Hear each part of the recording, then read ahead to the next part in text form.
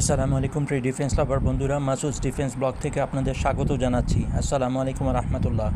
বিপদের উপর বিপদ আমাদেরকে ঘিরে ধরছে।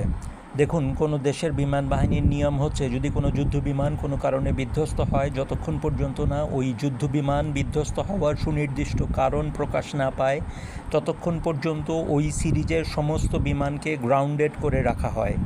এটা সমস্ত দেশের জন্যই নিয়ম, সেটা MiG-21 হোক, রাফাল হোক, ইউরো টাইফুন হোক, F-16 হোক বা যাই হোক না কেন। আমাদের সর্বমোট 30টি F-7BGI ছিল, কয়েকটি ছিল FMB মডেলের।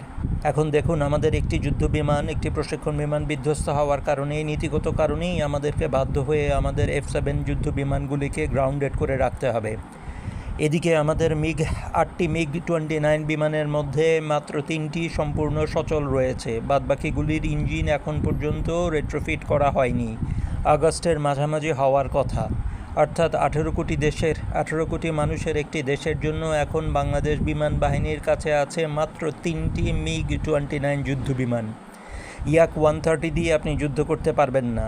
সিম্পল 303 রাইফেল দিয়ে গুলি করলেও Yak-130 নিচে নেমে আসতে বাধ্য। আর আমরা জানি Yak-130 যুদ্ধ বিমান কোনো রকম গোলাগুলি খরচ করা ছাড়াই 4টি বিধ্বস্ত হয়ে গেছে। কাজে Yak-130 আকাশে উত্তোলন করাটাও যথেষ্ট পরিমাণে নিরাপত্তাহীনতা প্রদান করে। আমরা বারংবার মাননীয় ডিজিডিপি এবং বিমান বাহিনী প্রধানের কাছে আহ্বান জানিয়েছি, আমরা যেন সার্বিয়ার কাছ থেকে, আমরা যেন পোল্যান্ডের কাছ থেকে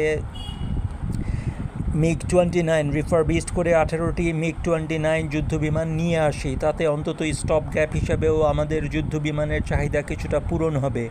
অথবা চীনের কাছ থেকে যে পুরনো F-7গুলি রয়ে গেছে সেগুলি নিয়ে আসি, যতক্ষণ পর্যন্ত না আমাদের নতুন যুদ্ধ বিমান আমাদের কাছে হাতে এসে পৌঁছাচ্ছে। একটু চিন্তা করে দেখুন, একটু দয়া করে ঠান্ডা মাথায় চিন্তা করে দেখুন, 3টি MiG-29 আমাদের কোন স্তরে নিরাপত্তা দিবে?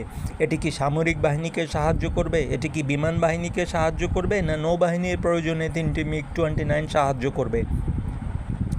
আমরা ইচ্ছা করলে অন্যান্য দেশের সেনাবাহিনী থেকেও সাময়িকভাবে বিমান লিজ নিয়ে আসতে পারি, 5টি করে বিমান লিজ নিয়ে আসতে পারি ওদের দেশের ফাইটার পাইলট সহ। তবুও অন্তত আমাদের আকাশ সীমানা সুরক্ষিত থাকবে।